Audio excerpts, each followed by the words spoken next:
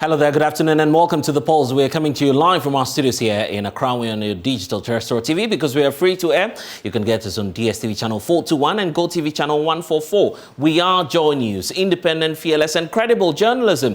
Coming up this afternoon on The Pulse as government continues in its quest to obtain nearly a $10 billion financial package to save a distressed economy. Former President John Dramani Mahama is once again pushing for a national dialogue, insisting the nation will be better served with a broader approach. Also coming up this afternoon, Office of the Special Prosecutor directs the Ghana Revenue Authority to submit an integrity plan aimed at preventing the corruption of the exercise of discretion by officials of the Customs Division of the Ghana Revenue Authority. We'll bring you details, plus get some analysis on this matter. And a town in darkness, the Electricity Company of Ghana, this afternoon justifying the disconnection of power supply to Yilo and Manya Krobo municipalities. The areas have been without power for the past 2 weeks, leaving residents distressed as some of them are being urged to remove the decomposing bodies of their relatives from the morgues. I am Blessed Sogah. This is The Pulse. The Pulse, as always, is brought to you by Global Communities Digny Lu, affordable safe sanitation. This afternoon, remember that we are coming to you live on our social media platforms as well as at JoyNews on TV and also on YouTube. Please stay for details.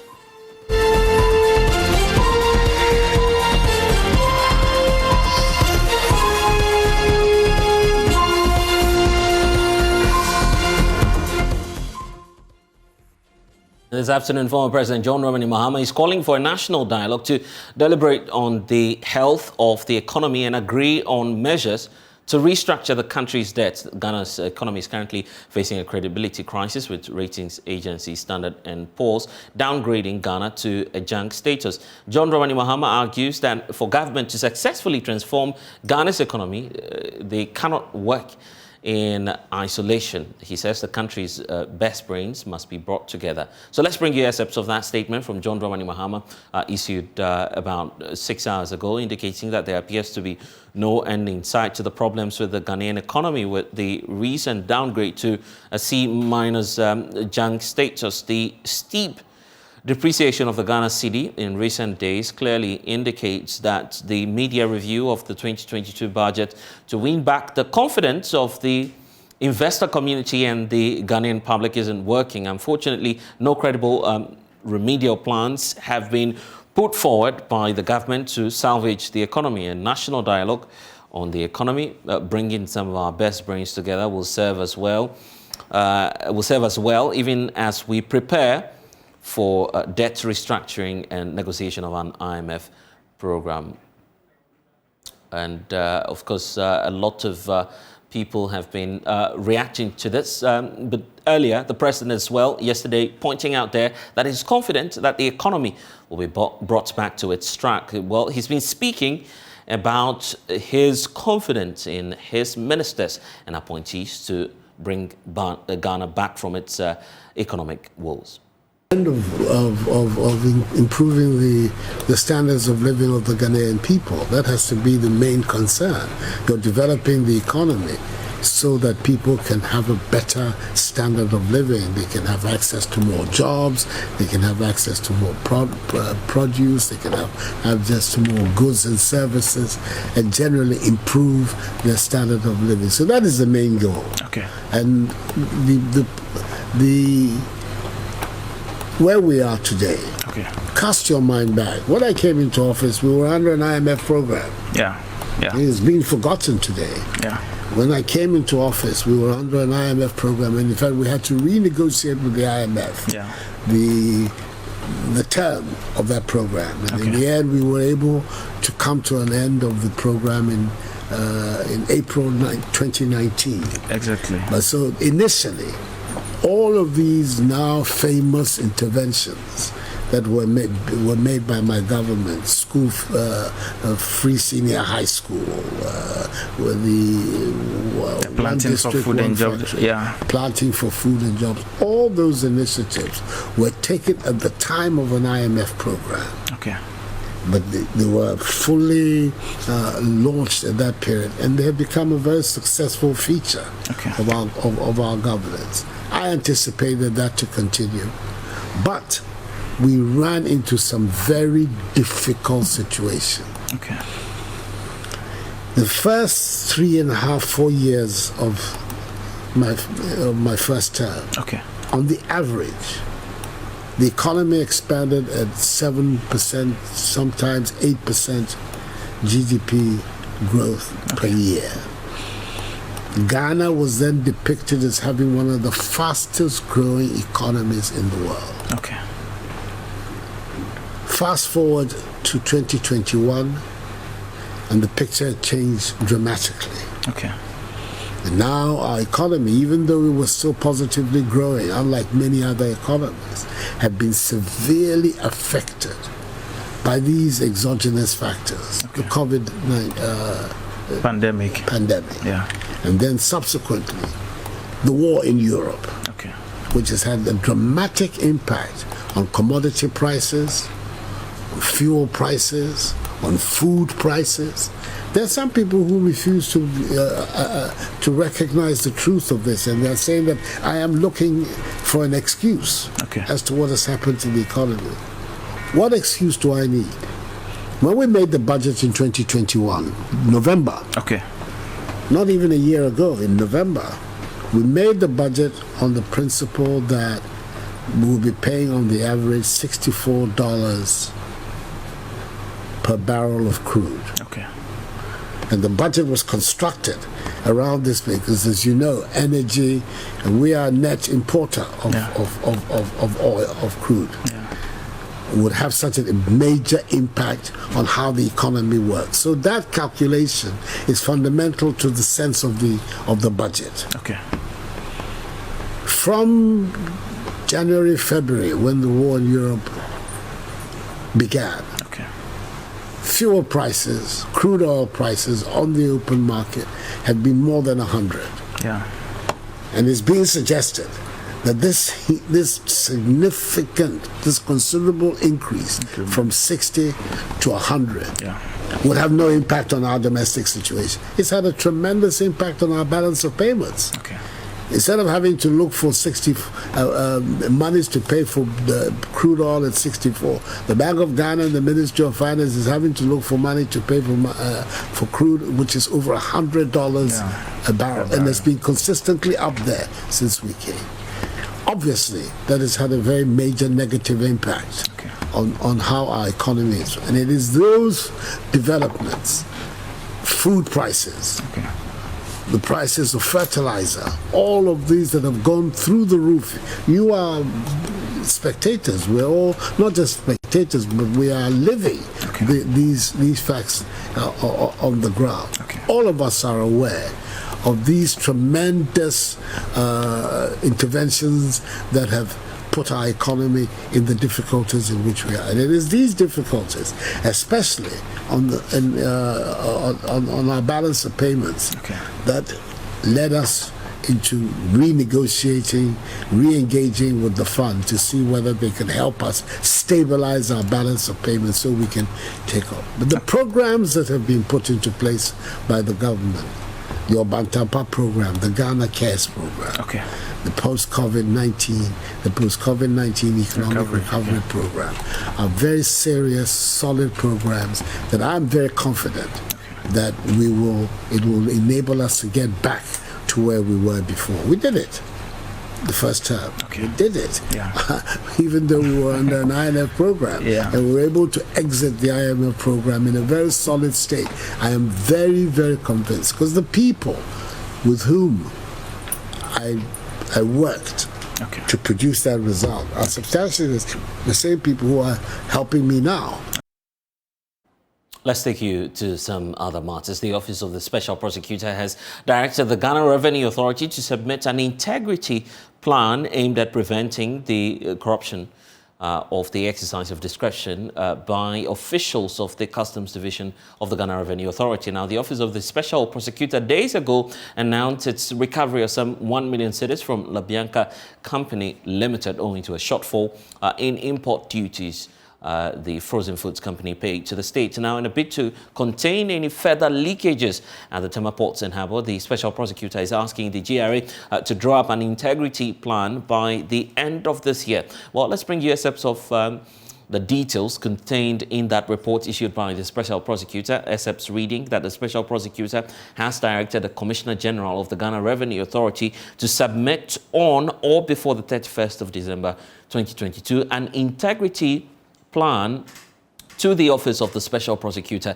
designed with the aim of preventing the corruption of the exercise of discretion by officials of the Customs Division, especially in respect of rendering of rulings to assure the effective operations of the Customs Act 2015 and the Revenue Administration Act 2016. So it's part of the measures the Special Prosecutor believes will reduce leakages and graft at the Tema Ports and Harbour. But the Citizens Movement Against Corruption is equally asking for further measures. Joining us now is Adam Senanu, who's co-chair of that group. Adam, first of all, your initial reactions when we had the announcement from the Office of the Special Prosecutor communicating to us that at least for the first time we're getting some results from the office. Well, yes. My understanding is that the special prosecutor sees a risk of corruption and other ethically unprofessional activities going on there. And so typically an integrity plan is to say, I have self-assessed what the risks are, and these are the measures we are putting in place so that these corrupt acts or ethically unsound practices will not happen and can be contained. I think it's a good way to go, to the extent that the law really mandates the Commissioner General to be responsible. And if he has delegated his responsibility, he has a responsibility to guarantee that power being exercised is not abused. But then some say this amount that's been retrieved is just a drop in the ocean, and that the special prosecutor should be focused on some more crucial matters. Do you also feel same as citizens moving against graft here in the country? Well, yes, and thankfully he has said that he's going to do much more in-depth investigation into all previous cases of advance rulings on tax exemption, because clearly that is where there is the potential for people to have, as it were, deprive the state of resources that ought to have come into the public purse. So we are looking forward to what comes out of the additional investigations into all previously, extended tax reductions and exemptions by that office. And back to the context of why we're here today, the Tema Ports and Harbour.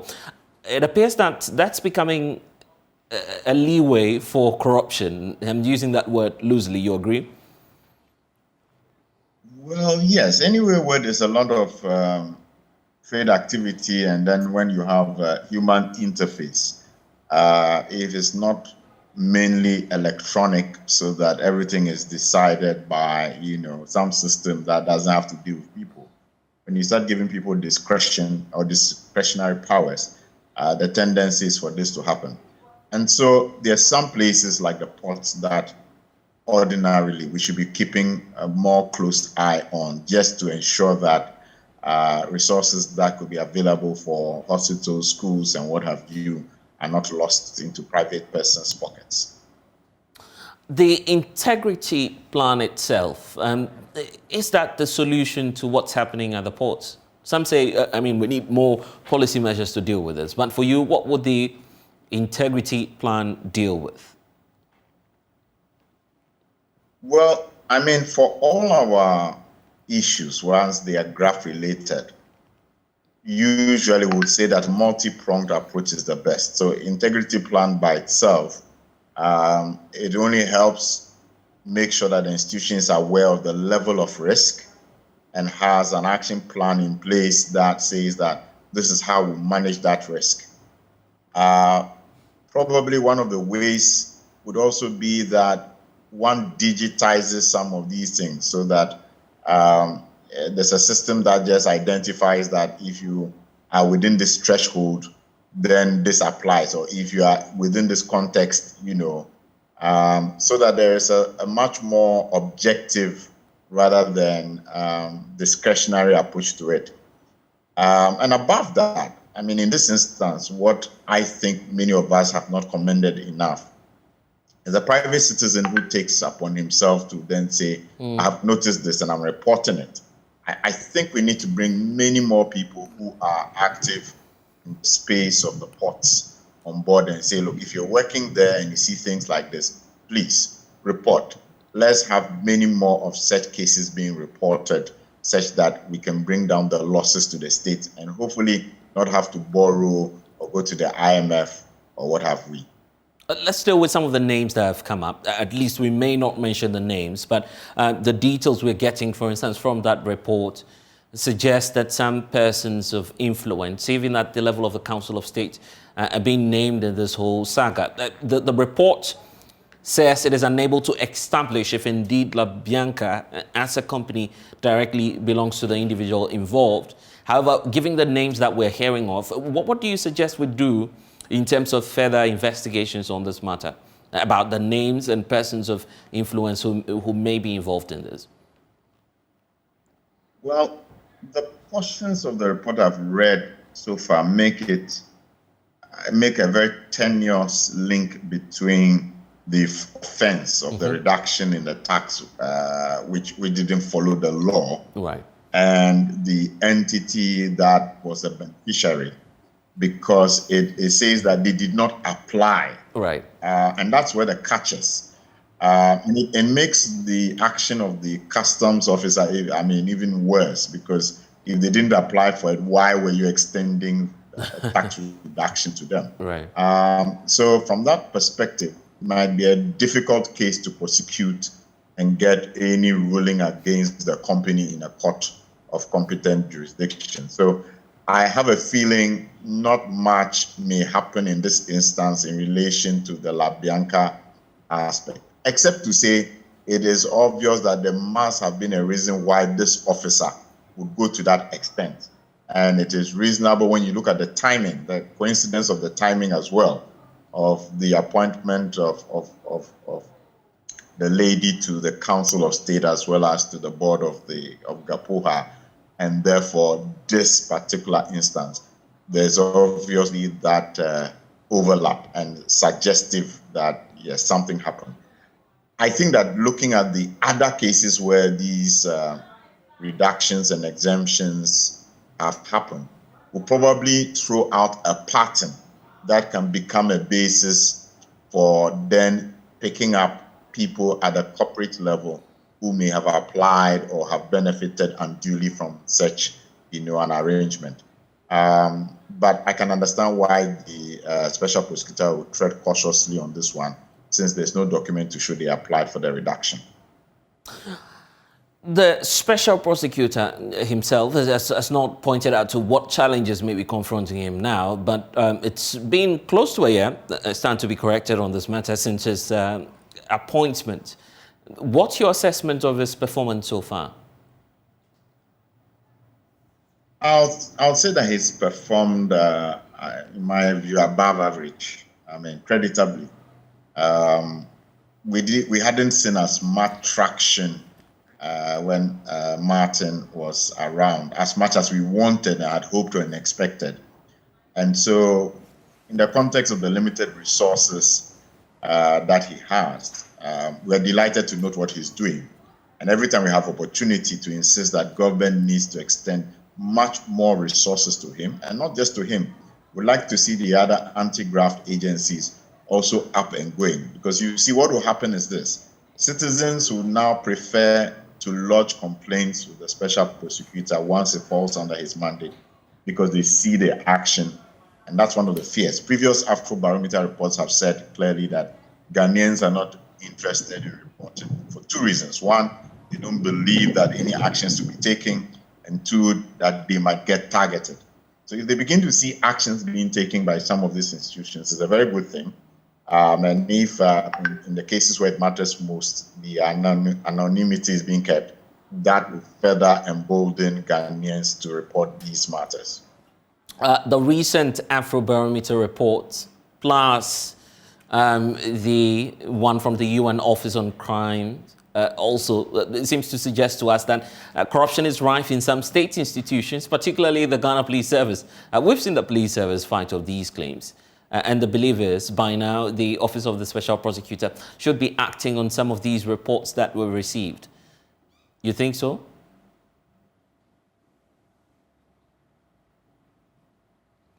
Sorry, I missed the question. Should we? Yes. I was pointing to the recent reports we've received.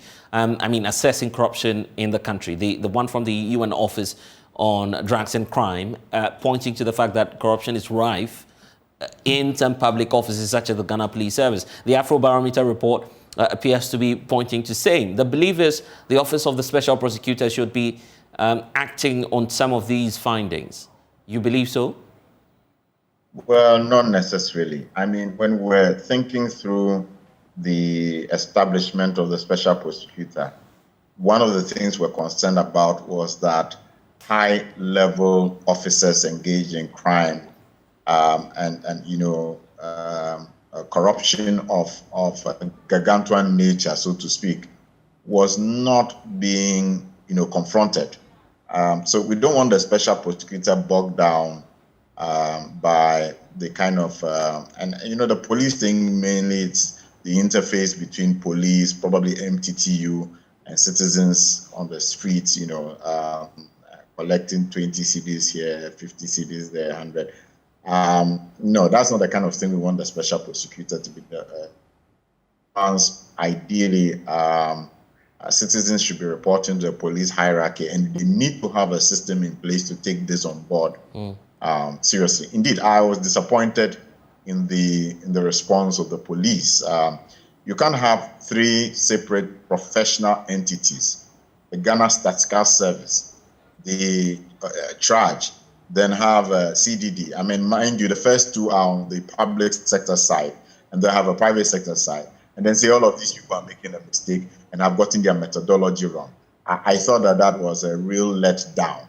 I mean, what I would have expected was for the police service to engage them on what the findings were, engage them on the methodology, and indicate what they could take out of that and work at. Strategize, embrace them, find out what can be done moving forward. So that was a big letdown, and I'm hoping that Dr. Dampari will review his take on it and make sure that they begin to act on some of the findings. Anyway, we'll have to leave it here for now. I'm grateful for your time. Adam Sedano, co-chair of the Citizens Movement Against Corruption. Well, the Electricity Company of Ghana is justifying the disconnection of power supply to the Yilo and Manyakrobo municipalities. We'll tell you more about that, but for now, we're taking a short break. We'll be right back.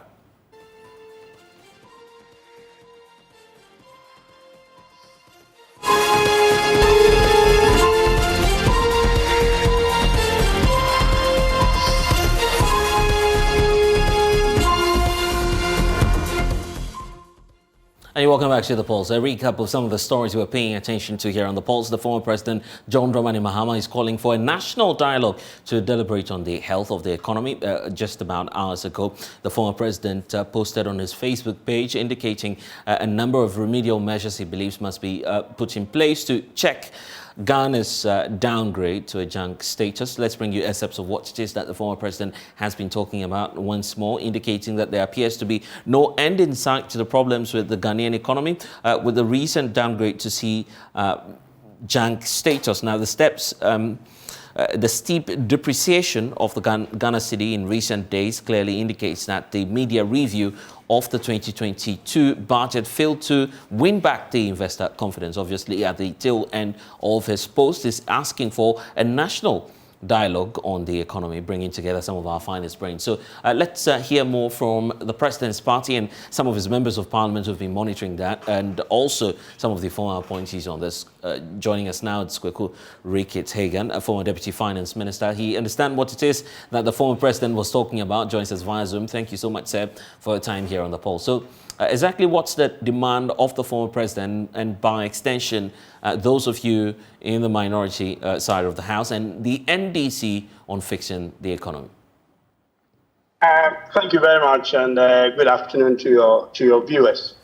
I think the call by His Excellency John Dramani Mahama, the former president, is long overdue. And the way things are going, if we don't arrest and address the situation very quickly, it wouldn't become a case of having a junk bond or a junk economy, but actually an irreparable economy. Things are getting bad. The most shocking thing, and that is why doing something like Senchi is very important, is that it looks as if the government has actually either doesn't understand the economy they are managing, or they are spinning it as always. One would have expected that the media review would have signaled the market, or would have signaled the IMF and the financial community that this government is serious about, whatever its own homegrown policies are, and they are prepared to work with the IMF to actually get the economy back on track and to stabilize the economy and the financial system in this country. But nothing of that sort was there. The media review looked like a federal manifesto promises instead of an emergency budget, which is what was expected. And so for the former president to call for that, and it's quite urgent, because for the government to say that they are not, I believe you have read what came out of the Ministry of Finance or from Honorable Ken Oforiatta, that they did not expect the rating agency to downgrade them. That is a clear indication of a government that doesn't understand the economy that they are trying to manage. It was so obvious. And we have all been saying it, that there's going to be a further downgrade, because what the market has done is that they have priced in all the challenges that the economy is facing. Now, let's wait for the IMF to finish with their debt sustainability analysis, and then really start with the issue of restructuring. There will be a further downgrade. Standard & Poor's is one of the most conservative rating agencies. They hardly downgrade you. In the last downgrade done by Moody, Standard & Poor's remained stable. So for them to come and give you a triple, that is serious. And we will have a further downgrade when the actual restructuring starts. Because then if your bonds are junk and you indicate that you can no longer pay your debt, then the market will further downgrade you. At the moment, they are downgrading, pricing in based on indication of what they expect will go. When you actually get there, you will get a further downgrade. And our rating will become a triple C minus very, very soon if the government doesn't wake up and smell the coffee. Because at the moment, what is going on is far serious than these guys can see. You come with a media review and start talking about Tanta care, this care and that, as if you are reading a manifesto. Instead of coming to tell us exactly what measures that you are taking, but just first of all, our debt situation. How are you going to restructure the debt? How are you going to be reducing our debt? How are you going to put the economy back on track? What have your policies so far? Where have you gotten to with those? The discretionary cuts that you promised us and all the other cuts, what have you gotten out of it? And what do we need to do to be able to get to a sustainable level? None of these were actually in the media review. The media review should have been an emergency budget requesting Parliament to give the government the opportunity to do certain critical things that will stabilize the economy. I am really, really worried that this economy will further deteriorate and things will get very, very bad for all of us. At the end of the day, we all live in this country. So if things get bad, what are we going to do? Sack Ken Oforiatta or put him in prison? That wouldn't resolve the problem. So the earlier we address it, and I back His Excellency John Dramani's call for an immediate, not only just a dialogue, but it has to be immediate. because there is an imminent danger that this Ghana's economy will default and eventually collapse. And something needs to be done urgently. So in addition to His Excellency's call of a dialogue, I am adding to His Excellency that it has to be done immediately. There's the question about what difference it will make if we hold that national dialogue. We've seen that during the NDC era. The criticism is that it's not giving us any results. I mean, going by what it is that happened during the NDC era, we ended up with the IMF once more. So the belief is we're still going back to the IMF anyway. So what's the need for a dialogue? I'll tell you what is very clear why we need a national dialogue now. The things that have basically transpired in the last few months, especially even yesterday, tells me clearly that these managers of the economy don't actually fully grasp the enormity of the problem that we have, or doesn't comprehend where this is sending us. And that is why we need fresh brains, we need good brains, good economic finance brains to come and help us get out of this situation.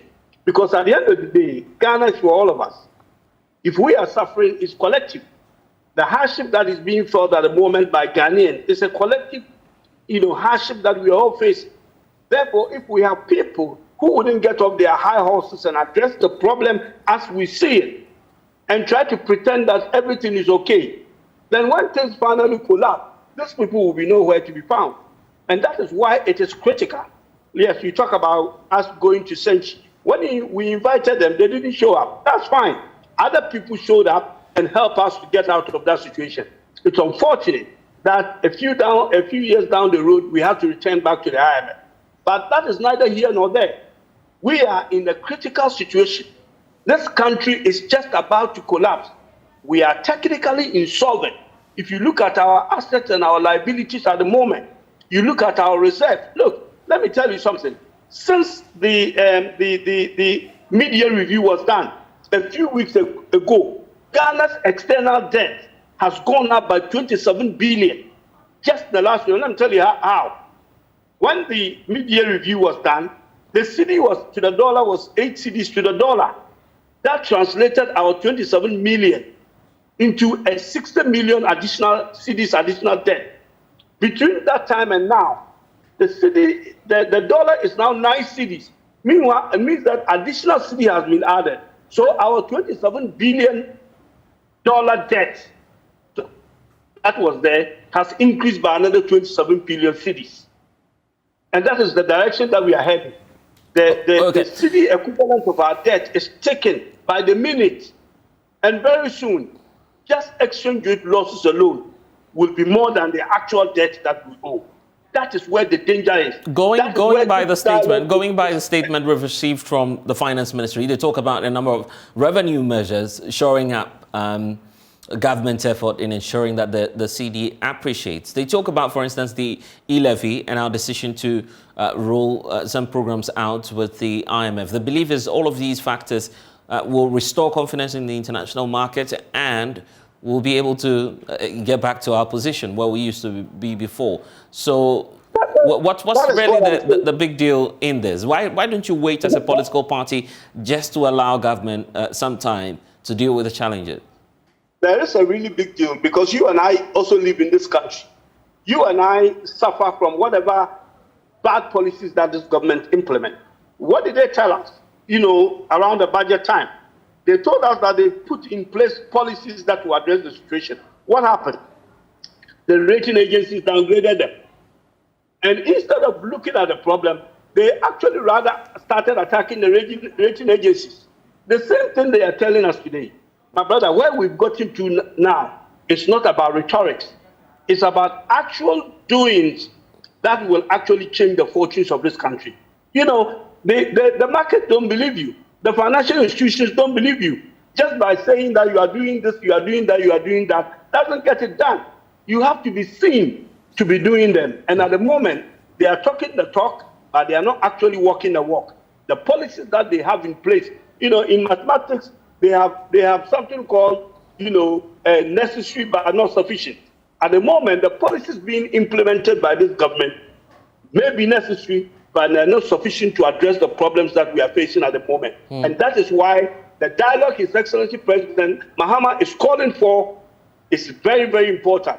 And it is not only important, it has to happen now before the economy further deteriorates. And in fact, what's instructive about that statement, perhaps we may want to go back to that statement, so I read portions of that to you. The former president talking about the need to bring back some of our finest brains. And we'll try and get that to you. I mean, I wanted to quote the exact words to you, but it is as though the former president is trying to suggest that the NPP is lacking the men to deal with the problem. He says that he talks about a national dialogue on the economy and bringing together some of our best brains, which will serve us very well, even as we prepare for some debt restructuring. Is the former president suggesting that the government doesn't have, I mean, the men? We've heard from the president yesterday speak and say, I have confidence in my appointees. Well, I mean, if it's not clear to us that this government hasn't actually got the people to solve the problem, it should be clear to you now.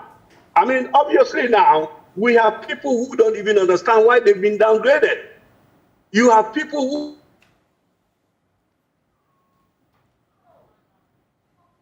who...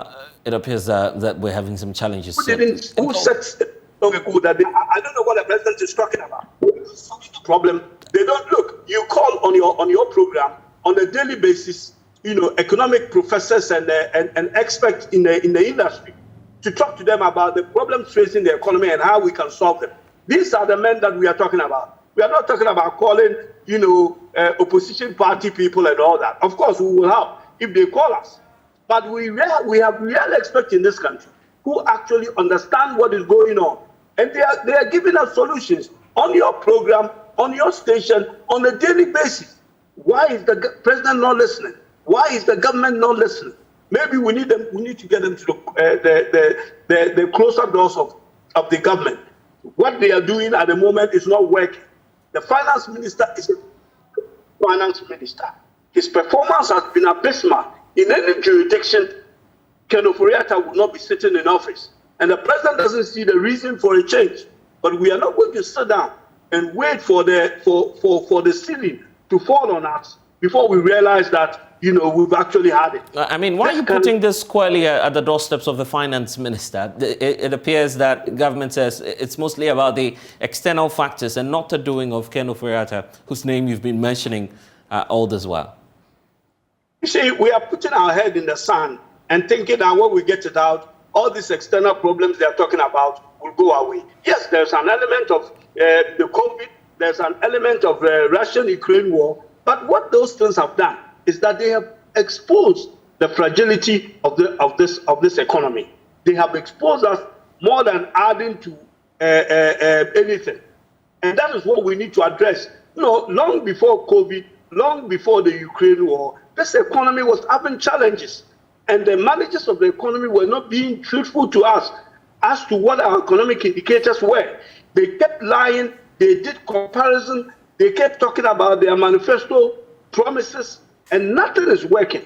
Nothing of the flagship program is working. Free SHS, good as it may be, needs to be reviewed. It is expensive and it's become cumbersome and very, very, very difficult to implement. You look at the planting for food, this is the only country where the more food we plant, the less we harvest. Something is not working with the planting for food. Additional 600 million was given to the Ministry of Finance and Ministry of Agriculture, you know, in addition to its own original budget. And nothing is coming out of it. The bulk of the inflation we are facing at the moment is a food inflation. It is not Ukraine-Russian war. You know, it's cassava grown in Ukraine or plantains grown in Ukraine. Yes, you can talk about bread. But look, we are not able to feed our people with our own things that we produce in this country. So going forward, what's your expectation? Finally, what's your expectation of government in the coming days? We understand that the IMF team will be in town soon. The president says we're inching closer to getting an IMF deal. So what's your expectation in the coming days? Look, I don't want to call the president a liar. There is no way we are going to get an IMF deal next week. It's simply, no, if you understand the process, and we've been there, if you understand the process of getting into an IMF program, the earliest will be next year, January or February. Even that is becoming increasingly difficult because a lot of the restructuring that we will have to do before we get into an IMF program is going to be difficult to do. In the past, our restructuring is usually done with multinationals and bilaterals. Now, about 70% of our external debt is actually by Eurobond issued by this government, $11 billion of it. To go to the market to restructure a junk bond is not going to be an easy exercise. And that has to be done. And the market will downgrade us. If you are restructuring, you are basically taking new bonds to replace old ones, presumably that the new bonds are going to be cheaper. You cannot get be in a junk status and have a cheaper bond to replace bonds that yesterday you were a little credible, and now you are completely incredible. So how can you do that? So even to get a deal with the IMF might not happen. I have talked about this. I don't want to be the prophet of doom, that we may possibly not get a program with IMF because we can't restructure our debt, especially in the capital market, and then best unsustainable debt. Anyway, IMF does not lend to countries that have unsustainable debt. So the better that this government gets up and do it, what His Excellency President Mahama has called, look, it's nothing to do with politics. It's about somebody, a Ghanaian citizen, who has been a former president before, who has been in the same situation before, and sees the dangers ahead of us. And he's calling for this. No, don't forget that he's likely to be the president in 2025. And if things are not addressed today, it will fall on his table. So it is in his interest, as much as the current president and the finance minister and all of us, to make sure that this problem is. All right, then. I'm grateful for your time. That's Ricky Hagan, a former deputy finance minister. The Electricity Company of Ghana is justifying the disconnection of power supply to the Ilo and Manya Krobo municipalities. The area has been without lights for the past weeks, leaving residents distressed. Health facilities have equally been forced to find money to rely on power plants to continue providing services. Here's what my colleague Manuel Cranting found out days ago when he visited the community. Pitch black darkness rules over the entire Krobo land. The sound of generators revs from a distance, distorting the night chirps by crickets.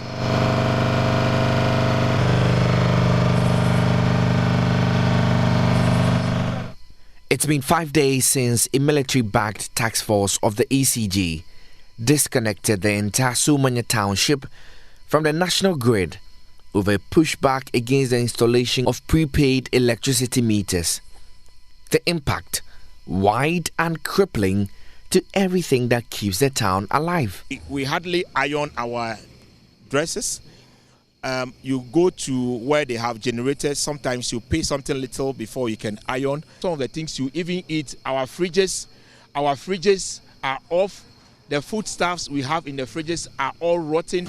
If you see the number of students who have to trek from the school, go out, even the security, their safety, it's serious. What we are going through is not a child's play. Whoever is in charge must make sure that power is restored to the good people of this place. It's a school night, but outside many houses, school-going children sit idle. Some of them even with exams at stake. SHS3. SHS3. You're supposed to be writing WASI. Yeah, we started with our practicals today, so yeah, we are on it. So you're writing WASI as you're sitting here? Yes, and without lights? Yeah, we are coping. There's nothing we can do, so because there are no lights, we can't study hard as we are supposed to. Home is very well. Without lights, there's nothing we are doing. We are just roaming in the night and then things. So if there were to be light by this time, we'll be learning. They say they are forced to fall on lamps and other light sources for their personal studies. But the light of, I used to read my book, and I go to school to learn. We sometimes use torchlight, and sometimes when our phones are on, we use our phones. But the situation means different things for different people. While many of the residents here are cursing their stars for being in the area at this material time, Innocent and his friends have seen a great business opportunity. We're just taking advantage of the light out over here. That is not the business we do, but because the light is out over here, the only way they can also charge their phone is to use the generator, which we have the access to generator, so we're using it. And then we are taking 5 cedis for 100 phone, 3 cedis for yam. Because we have to buy fuel and then to generate the generator. That is the reason why we're doing that. We started this yesterday, and let me say, right now, if I should calculate the number of phones that we charge, it's going to reach, let me say, 100. Innocent and his friends are, however, quick to note this business is not sustainable. I have the other business that I do with light, and this cannot help me. Of course, I have to buy fuel for everything that I do, which is going to cost me a lot. So the light is much advantageous than using the generator. So like every other person in the town, he too wants the power restored. Manuel Cranting, JoyNews, Somanya. Well, there's more on this. ECG boss Samuel Mahama speaking in a yet-to-be-aired interview with Nana Akosua-Konadu on The Hard Truth says power will only be restored if the community agrees on the settlement plan. Now, why didn't you even go for the police? I decided to. Why soldiers? The army officers you saw are from the engineers regiment. They are all electrical engineers. My staff needed to be safe. We had a conversation. But they are soldiers. Yes. Yes. So not two ways about so that. why did you use for the protection of my protection staff. Police are there, law enforcers. So why the police? Why the soldiers? I didn't have the requisite numbers to do the installation in record time. Did you talk to the IGP without giving you numbers? I mean, no, what are you talking about? Talking about protection only. My exercise wasn't about protection only. With the pictures you see the army officers installing meters. They are not just, they are on ladders, they are installing. Again, why the soldiers? Why not the police? Okay, as I said, yes, I needed the soldiers because I needed their electrical engineers. The army has an engineer regiment that has electrical engineers. I needed those guys. I picked them up. I took them to my training school. We stayed there for about 2 weeks with the blessing of the national security, and then we deployed out there to do the exercise. This exercise was going very, very well. So the police don't have engineers? I don't know. I can't speak to that, and I'll choose not to speak to that because I know what I decided to implement. But you know, yes. But so, you know, so are you saying that the soldiers are the only engineers in town? If you want the because I have a problem. Yes, I have a problem. I'm listening. We have not had the best of relationships in Mania Krobo or Yellow Krobo. So in executing our business. So my staff needed the support they could get. From who? From the national security. Because we are running a business where, as you spoke about, they are independent power producers that we owe money Mr. Dubik Mahama, did you talk to the police about, protecting you? The police at a certain point, place? The police were part of this program. I think when the police were involved, I was on the board. Right. That I do remember. And they didn't help? The lights went, they did help. I wouldn't say they did not help. So they did help. Right. What were you expecting them to do that they didn't do? The police did very well. Okay. This issue or this decision had nothing to do with the inability of the Ghana police. Not at all. Okay. So why didn't you go for them? It had everything to do with me concerning my request for numbers for the job. I had to redeploy people from across the country. It's not sitting well with me. I'm sure it's not sitting with many Ghanaians. What numbers being now? What numbers are you talking about? Exercise. Right. Installation exercise. Okay. You need people who are well versed in electricals to be able to do the exercise. What's the quickest way for me to add to my number of 100? I have about 100 technicians out there that I've pulled from around the world. Don't forget, I'm short-staffed. I have over 2.something million postpaid meters. My meter readers are just 800. I'm short-staffed. So if there's a place where I can redirect to put the requisite numbers and start raking in revenue, of course I will do it. So the soldiers were the right option for you at the time? They were the right option for me at that point in time. Because I needed to finish the exercise in record time. But look, now brings us to where we are today, that they are off. They go there, they are doing this stuff. This is how bad it is. But I think you could have also asked the IGP, IG, do you have engineers that can help me? Because this is something. I don't want us to go into the intricacies of governance. Why not? I am a utility company. Yes. I requested for a service. Wait. And you have customers, and you need a relationship with your customers. So if I see a soldier coming at me to do what? To instill fear in me? The soldier is not there to instill any fear in you. The soldier is there for my protection. And the police can't protect you? I started by saying we have not had the best of friendships in that area. The full interview airs on later on the JoyNews channel, but it's beginning to raise a number of concerns. As we speak, the community is still without lights. There are concerns about security. Joining me now, Adib Sani, security expert via Zoom, and also Richard Kumado on the phone lines. Thank you both for your time. Adib Sani, here we are, so many days without electricity. The Regional Security Council chief, the regional minister himself, has given assurances that at least light would have been restored by now. Going by his timeline, it appears nothing is happening. Well, it's an unfortunate incident. I hope you can hear me. Yeah, loud and clear. I did my service with NETCO, that is the ECG version for the North. And I can tell you boldly that a lot of the complaints about illegal connection, as a matter of fact, we were able to tell which households had illegally connected with information from the general population. So if you work within a community and the relationship between you and the community is not cordial enough, then I think you have to get introspective. They made a mistake from day one going with the military, which I completely kicked against because it was so unwarranted. He says it's about safety. Why the military and not the police? Okay, so in the first place, I think ECG fired the first shot. And that is what has culminated into this tension. And today, we're talking about a community of thousands of people without power. And according to the ECG, it's as a result of what they described as an interference in the network. So we need to know for a fact whether indeed it is due to circumstances beyond their control or it is deliberate. Because under certain international conventions, it is a right to power.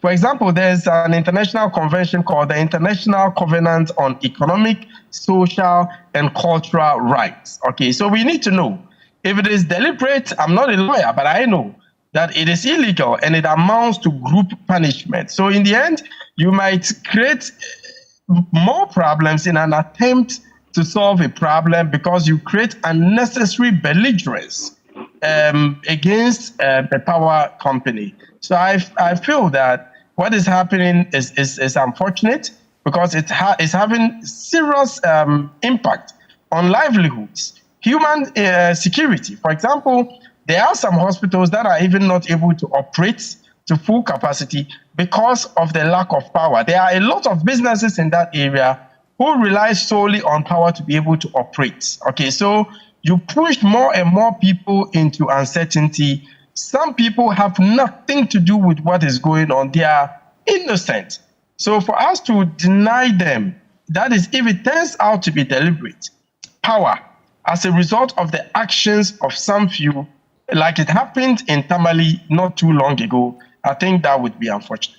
Let me bring in Richard at this point. You've been at an engagement where issues of national security is being considered as we speak.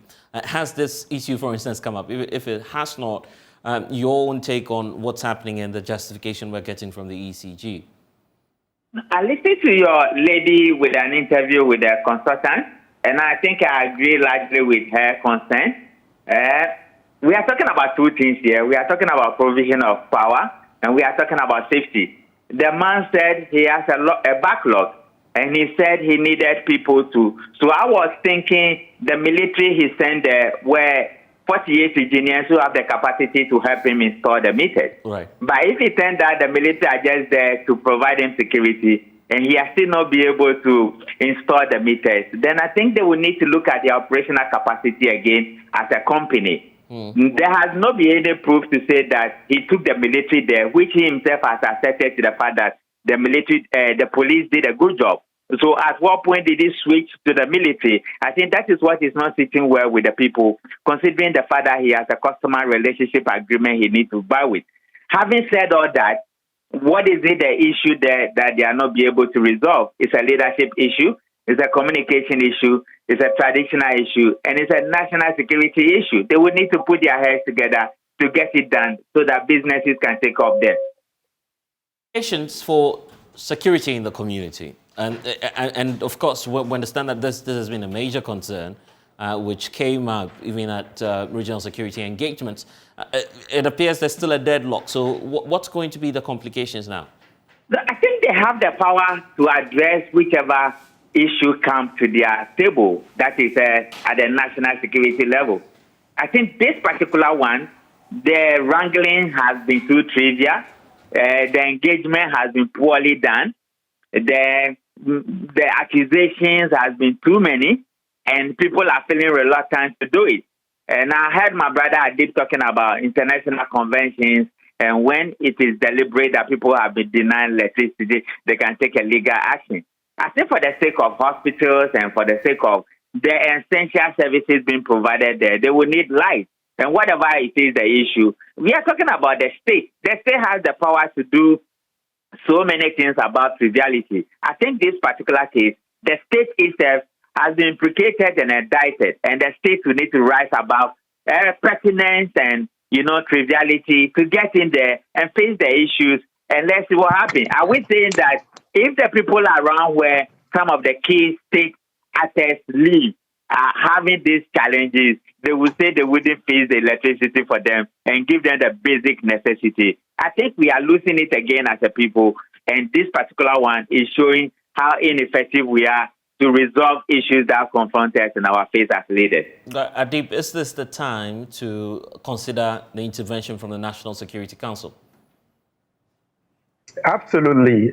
This is a national security crisis because it has the potential of pushing individuals in the area into uncertainty. Like I indicated earlier, a lot of livelihoods are being affected. So this is a human security challenge. Also, some health facilities have also been affected. On the other hand, it is also likely to get some to use means to pay back, sort of, even if it means attacking ECG officials. It is very likely, and we need to take this seriously.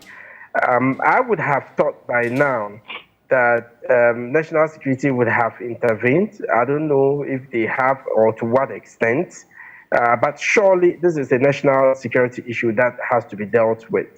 But I can confidently also say, without mincing words, that if what the people in the area are saying, the chiefs are saying, is anything to go by, this would amount to group punishment, which is illegal under the laws of Ghana and even international law. So it is important that they look into this issue as soon as possible so it doesn't degenerate into a more serious case of belligerence against ECG officials in the area. What are your fears?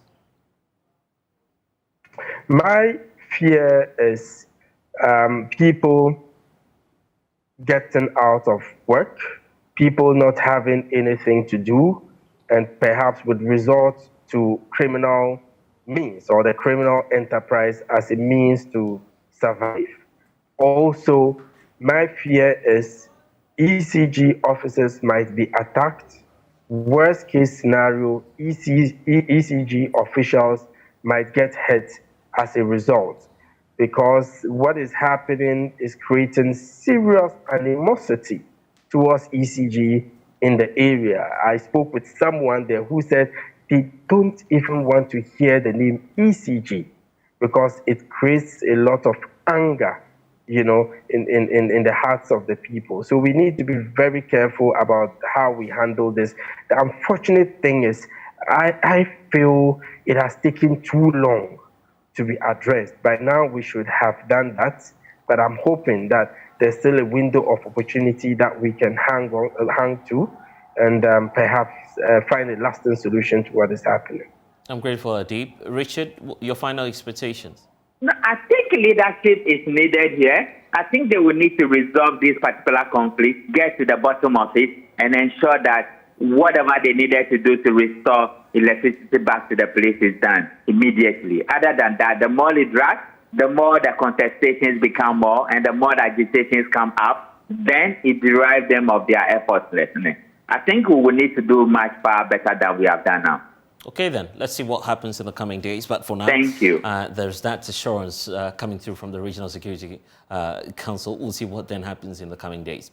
Time now to talk about this. The Association of Sachet and Packaged Water Producers are raising concerns that they may lose potential clients owing to a recent research by the Ghana Statistical Service, which found alarming concentration of fecal matter in packaged water on the market. Now, the Food and Drugs Authority, which has been investigating the matter, says its independent analysis of the samples collected from the market found no such concentration and contamination of the sachet water. But this afternoon, the packaged water producers are raising fears that this very research could lead to, clients losing confidence and trust in their branch due to the safety concerns. So let's speak to the group now. Kwame Ejapon Intrais, the National Director of Public Affairs, join us in studio now. Thank you so much, sir, for your time. So I'm sure that you've been monitoring the back and forth between the Ghana Statistical Service, the Food and Drugs Authority as well. But from your perspective as business owners, I'm sure that you're worried about some of these findings, aren't you? We are very much worried. Very much worried. We are very much concerned about the developments that have taken place. And in fact, we have issued a press release in connection with this same matter. Right. And I believe that your outfit has got a copy of it. But let's look at some of these concerns that you pointed out in that statement. I guess ultimately it's about business as well. So some of your clients, I'm sure by now, have been calling you, and I'm sure a number of them are even raising concerns about safety. So your business may be affected. That's your fear, right? Yes. And, what has added insult to injury is the way and manner some of the media houses, especially some of the print media houses, have carried it. I don't know whether I can mention a name, but it's out there in the public. It's out there. Chronicle, for example, came out boldly, front page, and said that consumers should be wary of the sachet water they take because, without apologies, the word I'm using is not something I should be using. But Chronicle used it, that they may find shit in the water that they may be consuming. And we found that very, very worrisome. If the newspaper will use that word, it's a word that under normal, it's like rape. It's not mentioned. You see, and you see that people should be worried because they may find it in the water they are consuming. Well, it may be early days yet, but have you, for instance, started assessing the impact of this research on your business? On your businesses ever since we started hearing of this news. Would you say that, patronage for some of your products have gone down? Well, we are still in, sorry, it's still, too early to be able to assess because you have to study it over some length of time. But when the media houses, some of the radio stations went to town and asked people, we listened to their complaints. And some expressed, fear. And some of them said that, well, for this reason, we have to be extra careful with the brand that we buy, and all manner of reasons were adduced. And I guess it brings up the issue about regulation. Yes. Would you say that there's a flaw in the regulatory regime, or perhaps this is just one of the issues that is coming up, and you'll be able to resolve it with time? Well, when you say flaw in the regulatory regime, because the concern is that you have a lot of producers of sachet water, right? Some may not necessarily even belong to the association that you have. And the feeling is that once they are not checked, they have that potential of destabilizing the market for everyone. Well, it is possible. It's possible that you may have somebody who is doing it, hiding somewhere and doing, this sachet water or even bottled water is possible. But they are, a tiny, if even they are there, tiny microscopic part of people who are doing this. I can say, without any shadow of doubt, that most of us are being regulated by Food and Drugs Authority, and if you use their logo, Ghana Standards Authority. You see. But our worry has to do with the way and manner things have gone. First and foremost, if you may want me to go there, the survey was conducted, it's supposed to have been conducted in 2017, 5 years ago. So if you do a survey 5 years ago, I mean, we don't fault anybody who wants to do a survey. You can do a survey. But if you wait 5 years down the line to report to the public, then many people, if there's any truth in that report, it means many people would have suffered from contamination, as your point. So it is too long in a day, 5 years down the line. That is our first concern.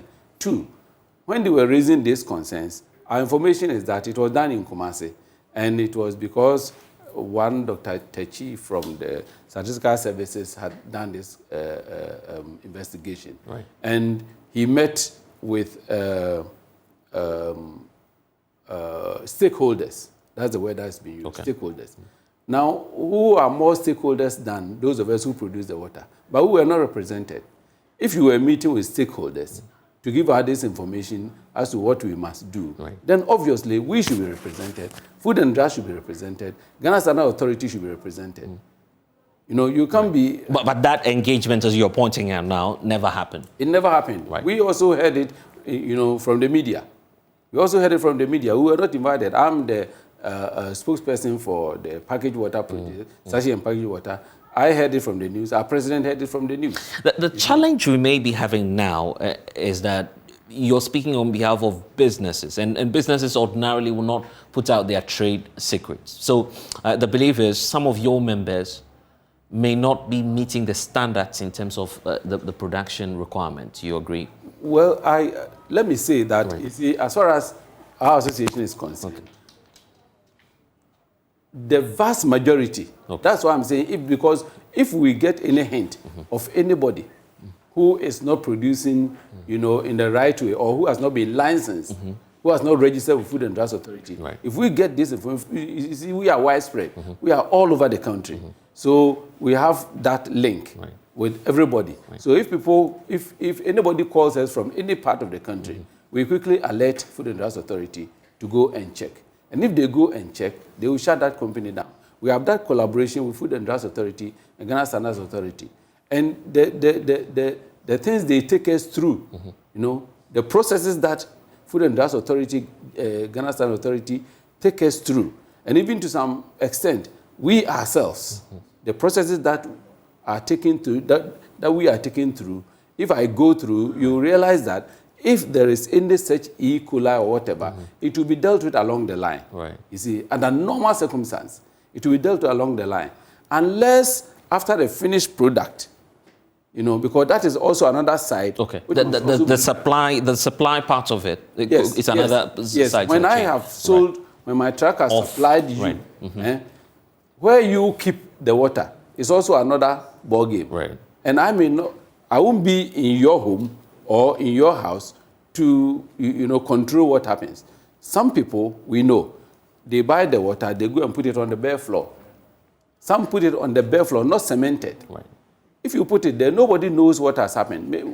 Maybe a dog has put there or whatever, and then you go and put it there. If it's contaminated, you don't blame me. You see, but even there, Food and Drugs will go behind us, and do market surveillance, on their own, and pick some of these samples and take them. Apart from they come into our factories, one, we are licensed with them. They come to license our premises and take us through all the procedure. We license our product, and that is also one aspect. They come there for inspection, some unannounced. You are there producing it, and they just bump in and say that we are coming for unannounced inspection. And they check everything, that if they find anything wrong, they will write all of them down. If they are that serious, they will shut you down. People have been shut down before. Yes. I was producing my water some years back in Kumasi, I was shut down once. They came and they found something wrong and they shut me down. Right. It took about 1 month for me to, have it, rectified, for them to come for the inspection again. Right. Our president has been shut down before. So many years. So we go through it, you see, and they take us through a rigorous approach. How many of your, in terms of the numbers, what's your membership looking like? You see, currently, in our books, we are talking of about 1,200, 1,500 in our books. Production companies? Yes, production companies. Right. But they may be more than that because we are an association which is free. You are not bound to belong to us. Right. We can't force you. We can't force you. Which means that the water producers may be more than 1,000. And that's where a challenge could be, because in terms of regulation, you may find the FDA not having oversight over all of these institutions. You agree that they may be limited in numbers, right? The FDA is all over the country. Right. They are supposed to be all over the country. In fact, we know that they are all over the regions. We also know that Ghana Standard Authority is also, there. We have factories inspectorate division, which also comes to inspect our factories. We have EPA, which also comes in. In fact, there are about 13 different entities which come in the district assemblies. They all have a part to play. Every worker in our factory is supposed to have food handlers tests done. And this is done at the assembly level through the assembly with the medical facility over there. So they test them to test whether you have hepatitis B or you have TB or whatever that Food and Drugs Authority has mandated them to look out for. Right. They give you certificate and all. So we have about 13 entities, and all of them play their part. And the major one is Food and Drugs Authority, you see. But our worry was the report was saying that they found about 34.1% of the water, of the source. You see, the source as well. The source of the water. That is what the report is saying, that they found the source to be containing E. coli, you see, which in simple terms means toilet, you see. But our worry is that, you see, in the urban areas, like say Accra, about 90% of our producers, and they are big-time producers, they have their source, you trace their source to Ghana Water Company. They use Ghana Water Company. So if you say their source, which is Ghana Water Company, has this problem, then you are indicting Ghana Water Company as well. Right. Then you are indicting them. Meanwhile, Food and Drugs Authority will come. One, they will take samples of our raw water, that is from the source. Right. Then they will take samples of the finished products to their factories. Apart from that, Ghana Standard Authority also does the same. Then apart from that, for my outfit, I wouldn't want to mention any name because I only want people to know what water I produce. It's not fair. You see, my outfit, every month, they require that I take samples of the raw water and the finished product to the headquarters here in Accra for them to. So that's how rigorous the process is in terms of regulation, as you're pointing out. I was going to mention that I also have a quality assurance officer that I've employed in my outfit, my personal outfit. And then my bigger company also sends somebody once every month to also come and take samples. He's also a quality assurance officer. And then Food and Drugs Authority will come, Ghana Standard Authority will come. So if there's anything along the chain, you are... Be that as it may, your image has been battered, as you're pointing out. As businesses and as an association, what do you intend to do in the coming days to restore the confidence? Because a lot of people rely on sachet water. Oh, So what do you intend to do to restore that confidence for people to know that your water is safe as an association of 1,000 groups you're pointing out to? Well, for example, fortunately, Food and Drugs Authority has come out with a statement, saying that their investigations do not point to the fact that what Ghana Statistical Service found is true. They have found something different. That one, we rely on the media houses, we rely on the judgment of the entire populace. Those of us who have the privilege, like I'm here now, to talk about it, we'll do that. When where I produce, I also host a radio program. Right. Of course, it is not about water. I get you. Yeah, it's not about water, but I chip in some of these things to educate them. We also call our members once a while, maybe once a year. I call my members to a meeting, and then I educate them. Yeah, but practically, and since you're talking about media platform, you're here. What's that word to the public about these findings? That assurance that you're giving them? Well, the assurance I want to give is that we also drink the water. They should not forget. I don't produce in Greater Accra personally. Okay. But when I come to Greater Accra, I drink the water. So I'm also affected. All of us drink the water. We the producers. So if we are contaminating it, or we see it contaminated and we also drinking it, then obviously we won't be seen to even be sensible. You see, sensible human beings. So we also take it, and therefore want to assure them that we have the interest of the public. It's not only about the money that we get. That is the part that we can play. You are sitting here. That is the part that you can play to disseminate information to the public, to entertain, to do whatever. You see, that is also what we also do. We provide safe, potable drinking water. That is our job. Right. And we want to assure the public that we are bent on doing just that. And we spend huge sums of money. If we had time, I would have taken you through the process. And you yourself, you see, for example, the process goes through 3 UV lights just to take care of bacteria. 3 UV lights, one in the reverse osmosis machine, one in the water packaging machine. There's another one on top of the we call it SLF rolls, the rubber. There's a whole UV light sitting down there to take care of any bacteria that is not connected with the water, but has found its way onto the rubber to be dealt with. So 3 UV lights. So if the water passes through this bacteria, well, unless you are also strong, you'll be taken care of. But even as we wrap up, finally, we saw that announcement from your group indicating an increment in the prices of sachet water. Given the economic position now, would you say that we should expect some more increments in the coming days? Well, in terms of the unit price. No, I can't speak to that because it has not come to my knowledge at this point. So you want to be safe. But we also know, you see, we don't just get up and increase. Right. We look at so many factors.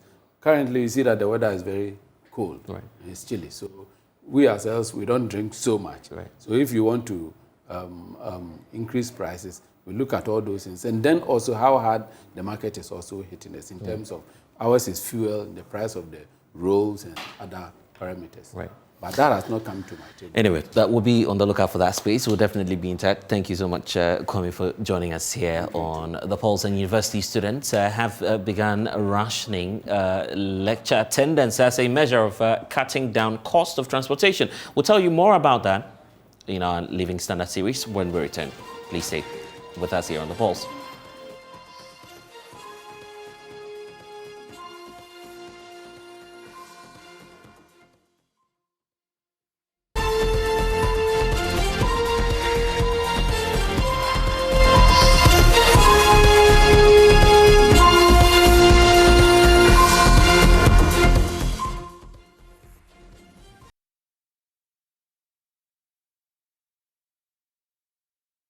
We'll take you to the Bono East region where the unavailability of classroom structures has compelled kindergarten pupils of the Apostle D.A. Basic School in the Kintampo South District to learn under trees. The school has also inadequate furniture and teaching materials, no toilet facilities, and no ICT labs to aid study of information and communications technology. The situation, according to some of the pupils, is heavily affecting general academic activities of the school as teaching and learning cease each time it rains. Anna Sabit reports. Located along the Techiman Kintampo Highway, the Apostle D.A. Basic School with a population of over 700 pupils is being bedeviled with several challenges. Key amongst them is the lack of infrastructure, forcing the school's kindergarten pupils to study under trees. Teachers of the school, through their collective efforts, managed to construct these benches without tables to save the poor children from sitting on the floor.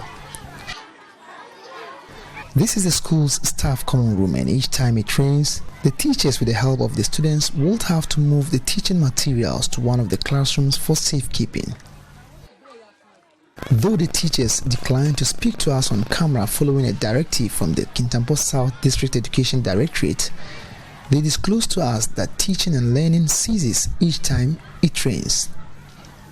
Deborah Anochiwa is a resident and a concerned parent who live close to the school. She says the situation is affecting teaching and learning. The school is in a terrible situation. With this large population, the pupils do not have a sitting place, and each time it rains, they have to join their colleagues in the higher classrooms, and they are always congested. Some of the pupils share with us what they go through on a daily basis. Our brothers at the nursery level suffer a lot because when the rain starts, they move their chairs and board to the other classes, so we suffer a lot whenever it rains.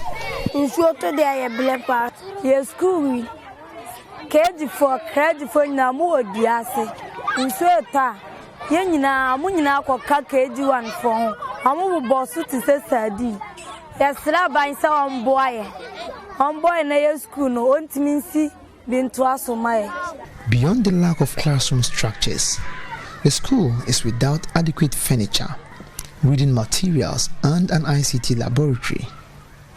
Kobna Goffred says the situation is affecting academic activities in general. We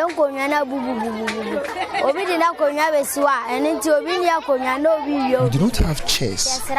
All our chairs are broken. Our toilets has broken down too, and we do not have an ICT laboratory. So we are appealing to government to help build one for us and supply us with reading materials.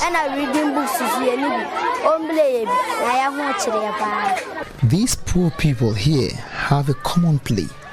They want government and philanthropists to come to their aid by building classroom facilities for them. We are